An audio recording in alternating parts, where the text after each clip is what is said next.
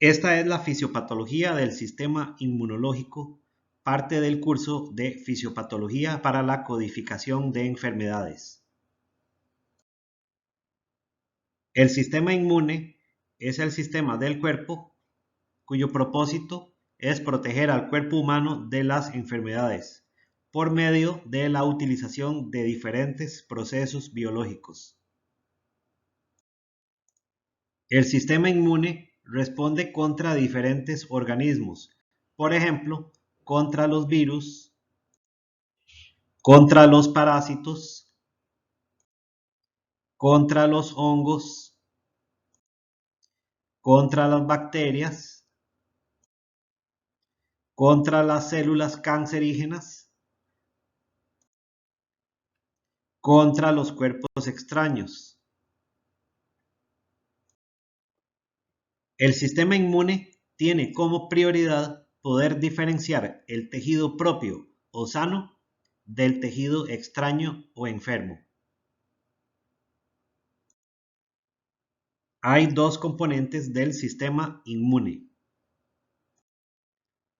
Uno es el sistema innato, que tiene amplio espectro de acción, y el otro es el sistema adaptativo o inmunidad adaptativa, que le da una respuesta específica a cada estímulo específico.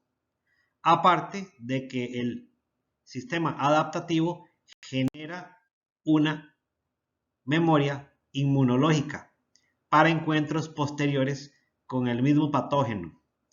Por ejemplo, el uso de las vacunas.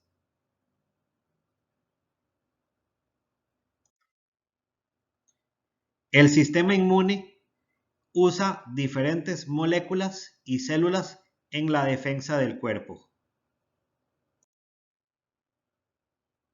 ¿Qué es una disfunción del sistema inmune? Esto es cuando deja de funcionar de la manera adecuada y deja de haber protección contra diferentes agentes externos o infecciosos. Una disfunción del sistema inmune puede causar, por ejemplo, enfermedades autoinmunes, enfermedades inflamatorias y al cáncer como una enfermedad. Vista aquí en la imagen, una imagen macroscópica de un cáncer de pulmón. Hay que reconocer diferentes términos que se parecen. Uno es la inmunodeficiencia, que es cuando la inmunidad tiene menos actividad en el cuerpo. Esto se puede ver en enfermedades específicas de inmunodeficiencia, en el SIDA o como efectos secundarios de medicamentos. Una palabra que se parece es la inmunosupresión, que es cuando hay ninguna actividad de inmunidad en el cuerpo.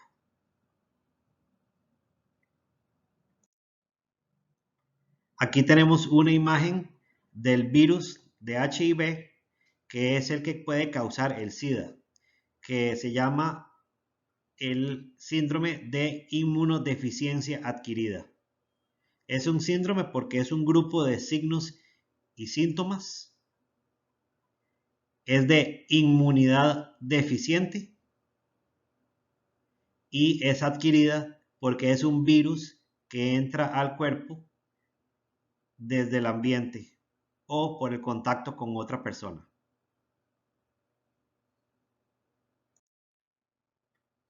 Tenemos el término de la autoinmunidad, que esto quiere decir que el sistema inmune ataca tejidos normales como si fueran extraños y puede generar diferentes enfermedades. Por ejemplo, la tiroiditis de Hashimoto, la artritis reumatoide, la diabetes mellitus tipo 1 o el lupus eritematoso sistémico. Hay gran cantidad de órganos del sistema inmune en el cuerpo humano.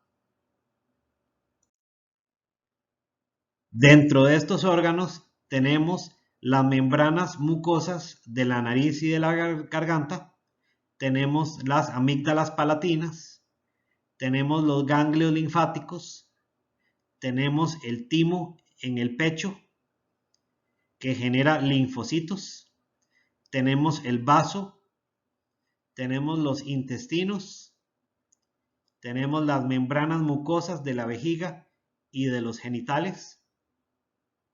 Está la médula ósea, que también genera linfocitos, y tenemos a la piel.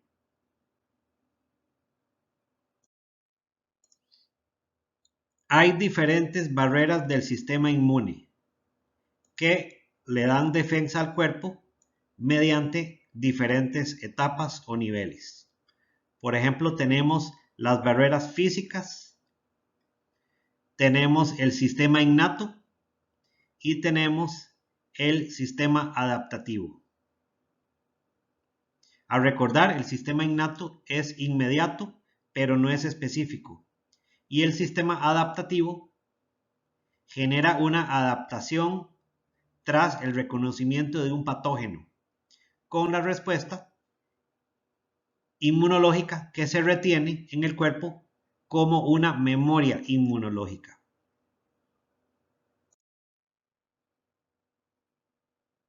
Tenemos el concepto de antígenos.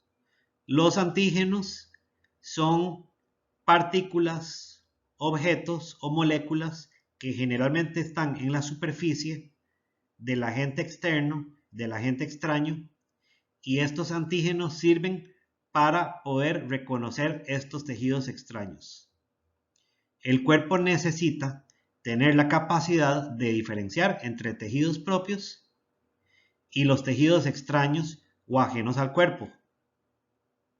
En el caso de los virus, por ejemplo, que tienen antígenos, estos antígenos extraños se unen a receptores de inmunidad en las células del cuerpo y es cuando comienza o se genera la reacción inmunológica. Dentro de las barreras físicas de la inmunidad tenemos varias, como por ejemplo la piel, que evita que entren objetos extraños, diferentes mecanismos como son la tos, que saca agentes externos del sistema respiratorio, el estornudo, que tiene una función muy parecida a la tos, las lágrimas, la orina, que es secretada por el riñón y que a veces va adherida a diferentes tóxicos o metabolitos que hay que hacer exteriores al cuerpo humano. Tenemos el moco y los cilios respiratorios. En este caso, el moco captura partículas y los cilios ayudan a mover el moco hacia algún sitio de degradación o de excreción. Hay diferentes sustancias con diferentes químicos que ayudan a deshacerse de los agentes externos, como por ejemplo diferentes péptidos y antimicrobianos que vienen en estas sustancias.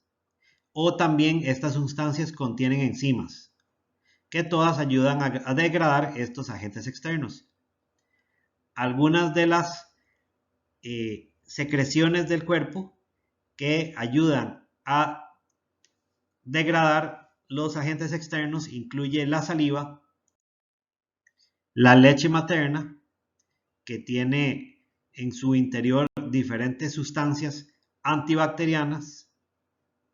También tenemos otras secreciones como las vaginales y seminales. Tenemos los ácidos gástricos o jugos gástricos que vienen del estómago. Tenemos la flora comensal que vienen dentro del sistema gastrointestinal y genitourinario. Esta flora es un codependiente del organismo humano, sirve como comensal a veces, como parásito a veces, pero la gran cantidad de gente la tiene dentro de su sistema como parte normal. Algunas otras barreras a agentes externos incluyen las alteraciones del pH y las bacterias cutáneas. Al recordar, hay dos sistemas inmunitarios. El primero es el sistema innato. El sistema innato tiene receptores para el reconocimiento de moléculas producidas por patógenos. Estas son proteínas en diferentes células, como por ejemplo las células dendríticas, en los macrófagos, en los monocitos, en los neutrófilos y en las células epiteliales. ¿Cuáles son las funciones celulares de estas células variadas que acabamos de ver? Las funciones son reconocer patógenos o componentes de otras células que son liberadas al medio tras daño o muerte celular.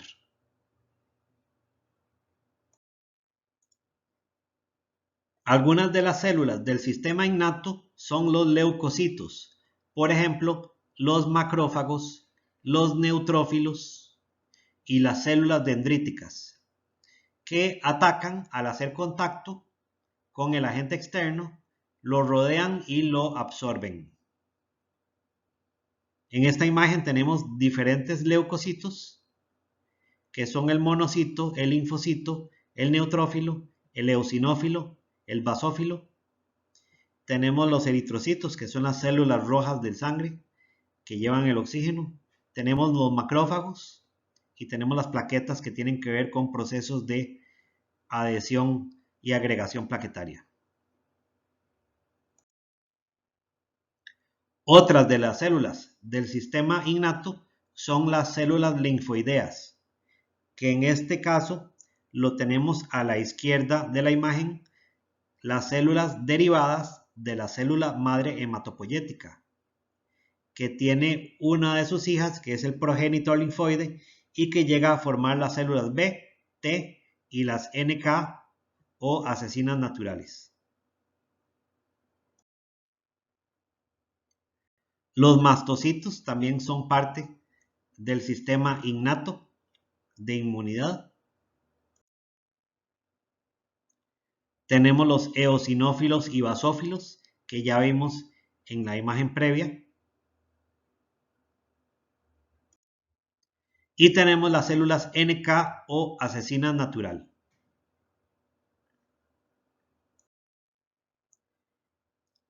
El término de fagocitosis tiene que ver con que una célula o un fagocito envuelve y absorbe a una partícula extraña.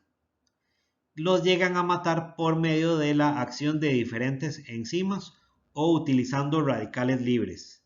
Aquí tenemos en la imagen el fagocito rosado que hace contacto con la partícula extraña, la envuelve, la hace parte de su integridad y la llega a destruir por diferentes mecanismos. ¿Qué son las citocinas? Son sustancias que llaman a los fagocitos para que lleguen a un sitio. Cuando hay un proceso inflamatorio o hay un agente externo, una noxa, estas citocinas son pequeñas partículas que son liberadas al medio, ya sea al tejido, a lugares intersticiales o en la sangre, y estas atraen a los fagocitos para que lleguen a un sitio a realizar la fagocitosis. Otro término a recordar es la quimiotaxis. Esto tiene que ver con que los neutrófilos migran o viajan al sitio de la inflamación. A recordar, los neutrófilos son parte de los leucocitos, generalmente son su mayor componente porque llega a ser 50 a 60% de todos los leucocitos.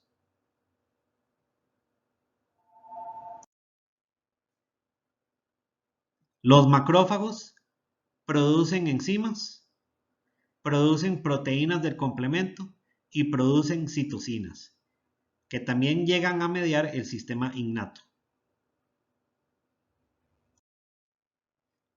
Las células dendríticas, mencionadas anteriormente, son células que generalmente están en contacto con el ambiente externo, o sea, que están generalmente en piel, en nariz, en pulmones, en estómago y en intestinos, y cuya función es presentar antígenos a las células T.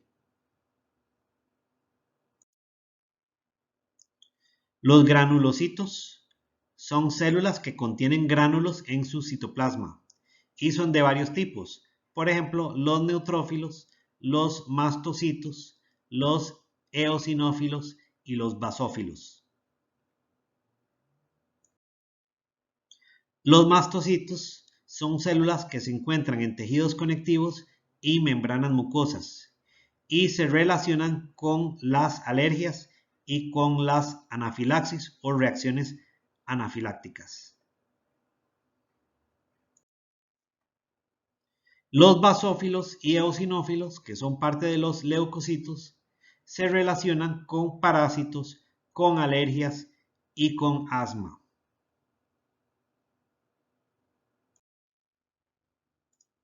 Las células NK o asesinas naturales son linfocitos que destruyen células propias. Estas células que han sido comprometidas, por ejemplo, por cáncer o virus.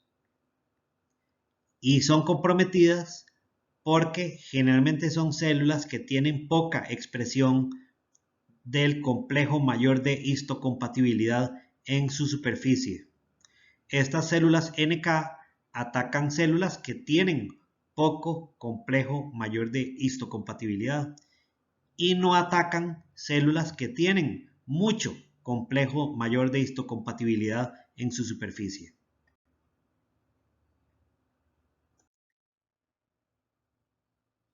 Dentro del sistema innato tenemos la inflamación.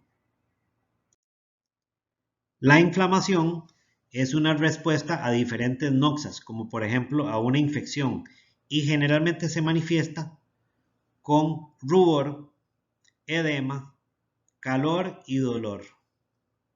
Esta inflamación es provocada por diferentes sustancias, como por ejemplo eicosanoides y citoquinas, prostaglandinas, por la atracción de leucocitos y por la dilatación de vasos sanguíneos. Aquí tenemos una imagen de lo que es una inflamación en el tobillo. Ya habíamos hablado anteriormente de las citocinas. Algunas de las citocinas o citoquinas de la inflamación son las interleucinas, las quimiosinas, los interferones y los factores de crecimiento. El sistema humoral es una parte del sistema innato y está mediado por diferentes sustancias, dentro de las cuales destaca el sistema del complemento. Este sistema ayuda a los anticuerpos y destruye la superficie de las células extrañas. El sistema humoral genera una activación proteolítica, que quiere decir destrucción de proteínas, proteolítico, y emplea diferentes proteínas, por ejemplo, enzimas, proteasas, que destruyen las células.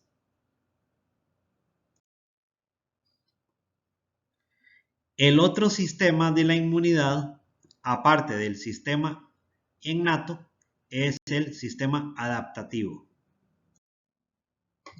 Ya habíamos dicho antes que el sistema adaptativo genera una respuesta inmune más fuerte y proporciona una memoria inmunológica utilizando células memoria, que esto genera la posibilidad de que el cuerpo se pueda defender en el futuro del mismo antígeno que en algún momento lo infectó en su pasado.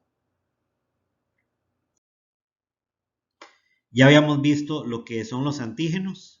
A recordar, cada patógeno tiene antígenos específicos y esto va dentro del concepto de la presentación del antígeno, que esto quiere decir cuando la célula extraña con su antígeno llega a hacer contacto con algún receptor de la inmunidad del cuerpo.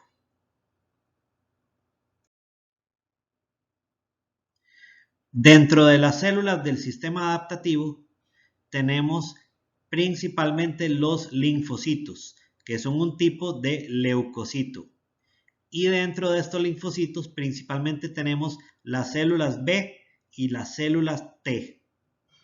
Las células B tienen que ver con la respuesta inmune humoral y las células T tienen que ver con la respuesta inmune mediada por células, todas del sistema adaptativo. Las células T tienen algunas variedades, que por ejemplo son las T asesinas, las T ayudantes y las T reguladoras, que modulan la respuesta inmune.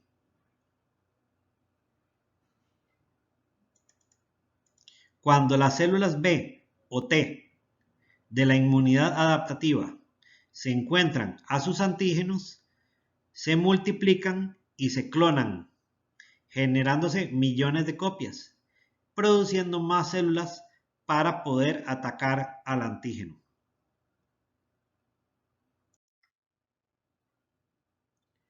El sistema adaptativo tiene también, como habíamos dicho antes, una respuesta inmune mediada por células y también una respuesta inmune mediada humoralmente o por sustancias. Dentro de la respuesta inmune mediada por células tenemos la actividad de las células T asesinas y las T ayudantes. Las células T asesinas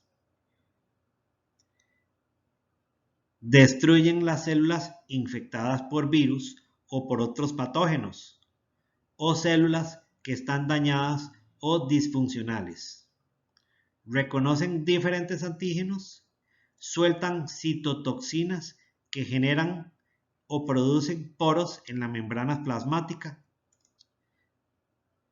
También tenemos las células T ayudantes que regulan una respuesta inmune innata y también regulan la adaptativa. Estas T ayudantes no tienen actividad citotóxica como las T asesinas. Las T ayudantes indican a otras células cómo proceder con esta citotoxicidad y también ayudan a reconocer diferentes antígenos.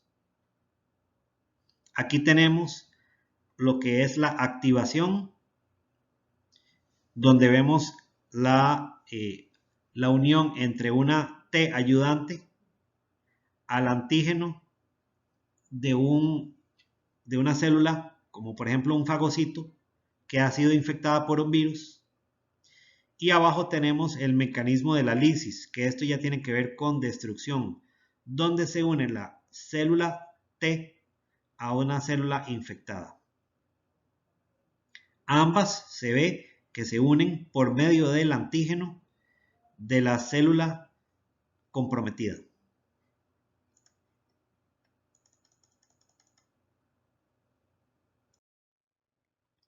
Como habíamos dicho antes, a veces una célula genera poros en la membrana. Aquí tenemos el inicio de la formación del poro con las partículas moradas en la membrana celular, y una vez que se genera un poro, que son los círculos celestes, es cuando comienza a haber salida de sustancias, salida del citoplasma de la célula afectada. Y esto ayuda a destruir células comprometidas. El sistema adaptativo también tiene la respuesta inmune humoral, que tiene que ver con sustancias. A recordar aquí otra vez las células linfoideas que vienen de un progenitor linfoide que viene de la célula madre hematopoyética. a recordar las células B, las T y las NK.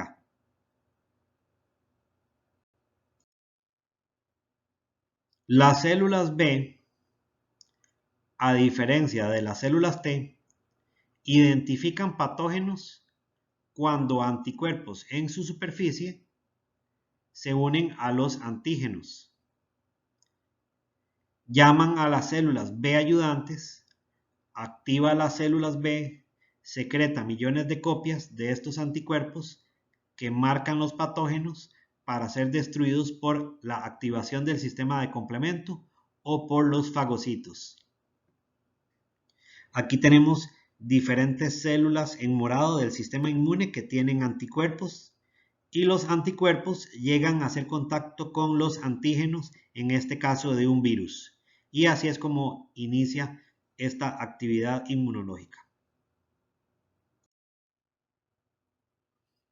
A recordar, los anticuerpos circulantes hacen contacto con los antígenos de diferentes sustancias extrañas y es como comienza el mecanismo de defensa inmunológico.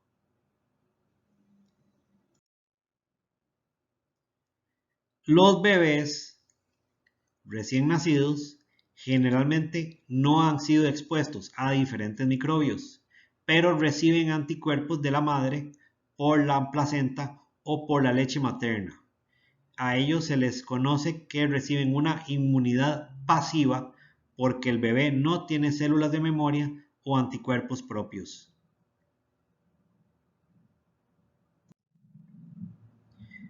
¿Qué es memoria inmunológica? Que ya se ha hablado en varias instancias. La memoria inmunológica se instaura cuando algunas células B o T activadas se convierten en células de memoria que tienen larga vida, ya sea a corto o largo plazo. Y las células de memoria ayudan a propagar esta memoria de el haber entrado en contacto alguna vez con algún antígeno y haber formado diferentes tipos de anticuerpos.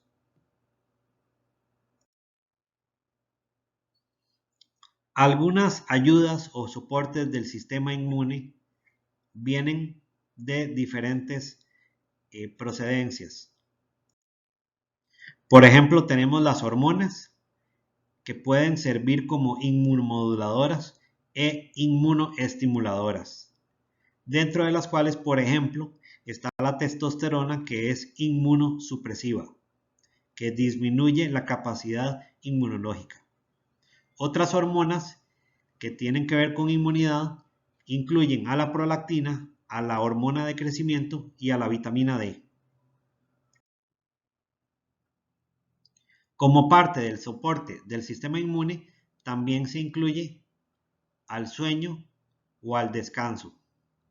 A recordar que la deprivación del sueño disminuye la función inmune. El evitar el estrés también ayuda a mejorar la inmunidad. Algunos trastornos de la inmunidad presentes en el cuerpo humano son los siguientes.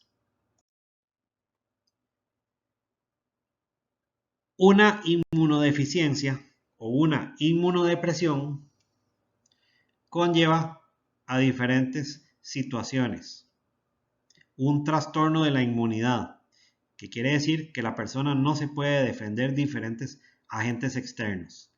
Hay tres tipos de este tipo de situación: las inmunodeficiencias, la autoinmunidad y la hipersensibilidad.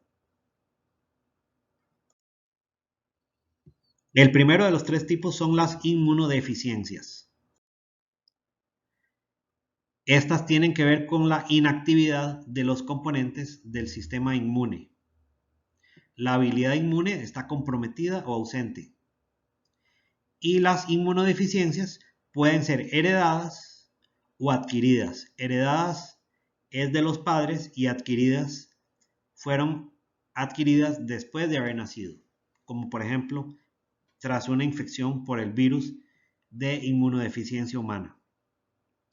Este tipo de enfermedades o inmunodeficiencias puede existir con mayor facilidad en los jóvenes o en los viejos. Puede ser producido a consecuencia de obesidad o alcoholismo o uso de drogas o de una mala nutrición. Puede tener que ver con poco consumo de proteínas o con la pérdida del órgano llamado timo en una edad muy temprana de la vida.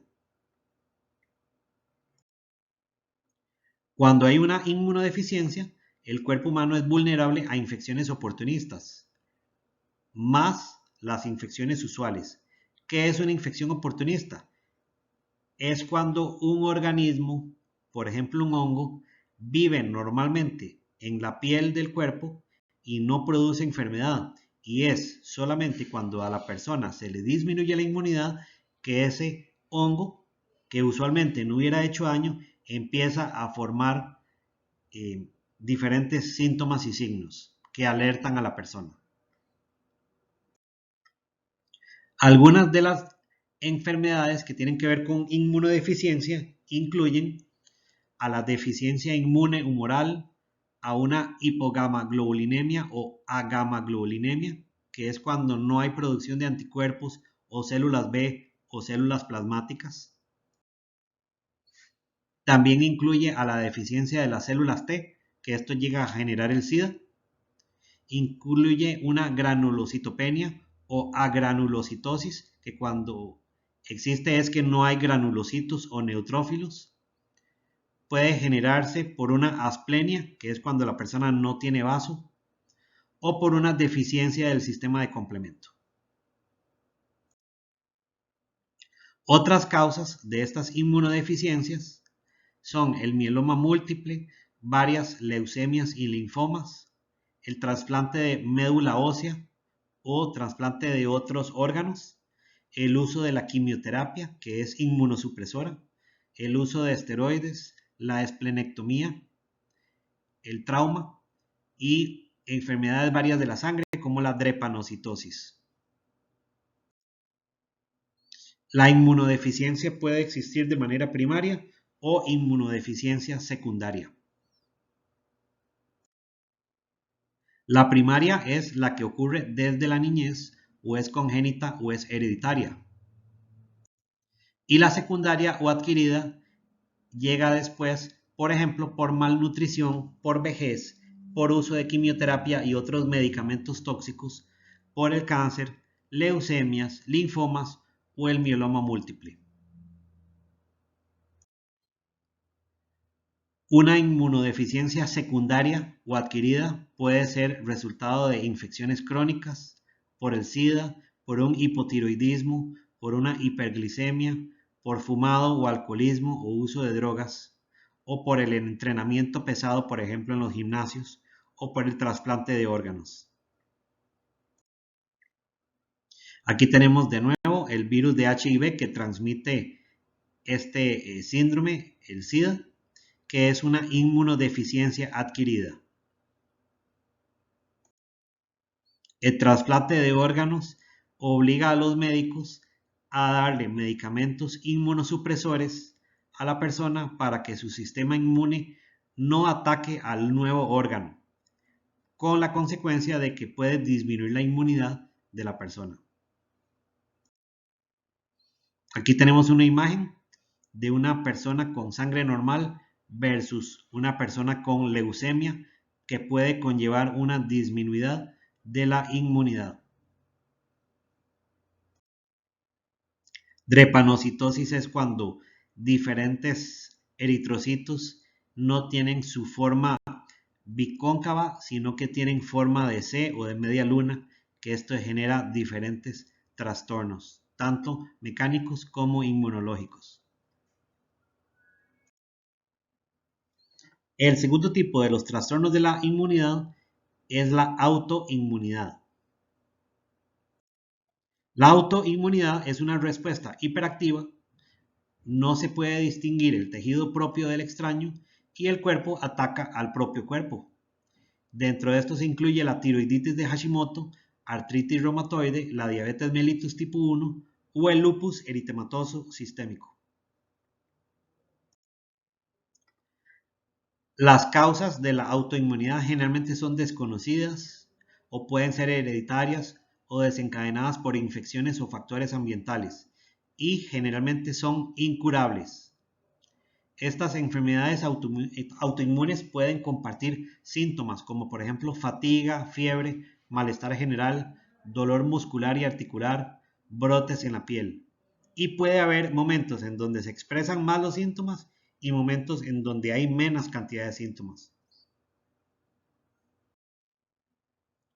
La tiroiditis, por ejemplo, puede ser una enfermedad autoinmune, una inflamación de la tiroides.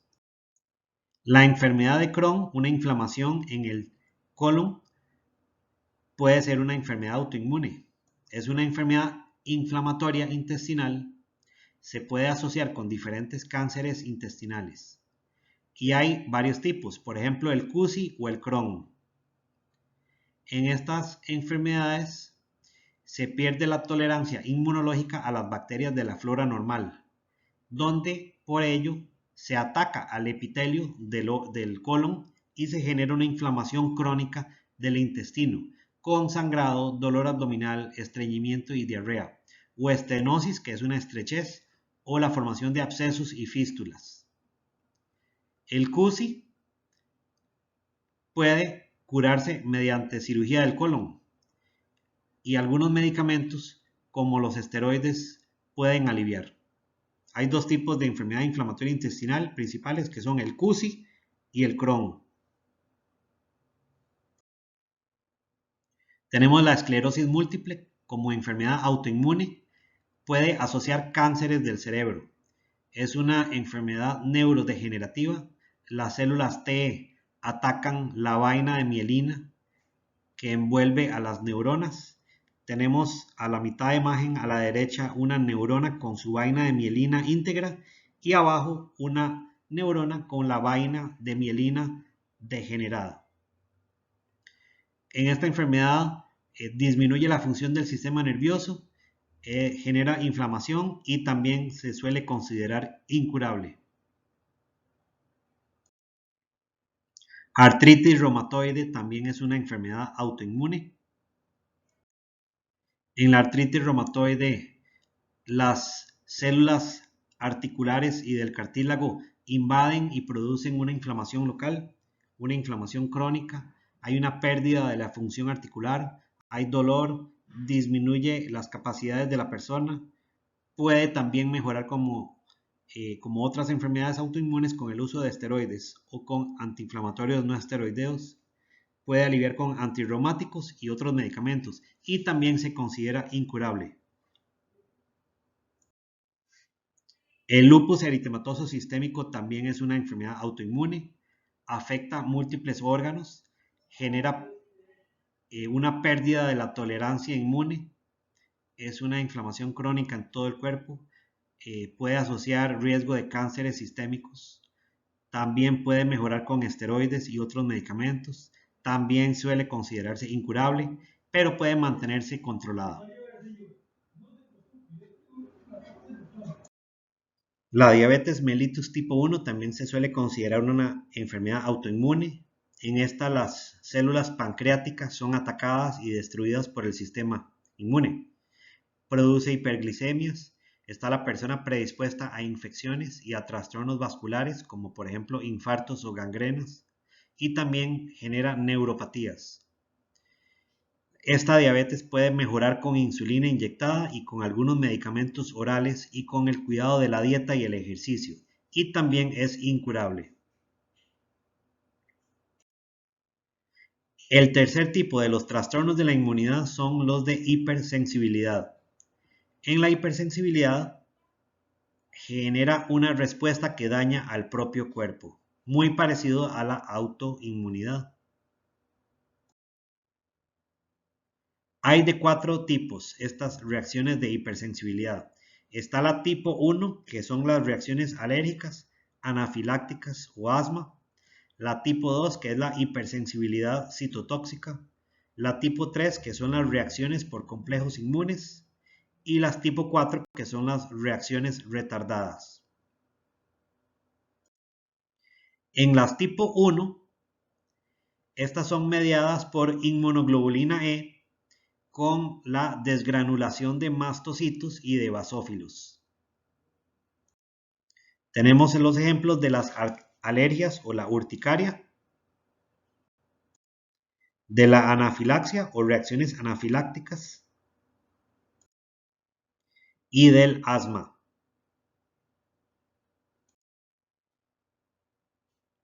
Del tipo 2 tenemos la hipersensibilidad citotóxica, que esto es por medio de la unión de anticuerpos antígenos propios por la inmunoglobulina G y la inmunoglobulina M, que son mediadas. Algunos de estos ejemplos son la enfermedad reumática del corazón, la enfermedad de Graves y la miastenia gravis. El tipo 3 de hipersensibilidad es por complejos inmunes e incluye a la enfermedad del suero, puede incluir a la artritis reumatoide, a la nefropatía membranosa, a la artritis reactiva y al lupus eritematoso sistémico. El tipo 4 de reacciones de hipersensibilidad son las reacciones retardadas, que incluyen a la dermatitis de contacto, a la esclerosis múltiple, a la enfermedad celíaca y a la tiroiditis de Hashimoto. Aquí tenemos una evidencia de una dermatitis de contacto donde el anillo le produjo esta lesión en la piel a la persona.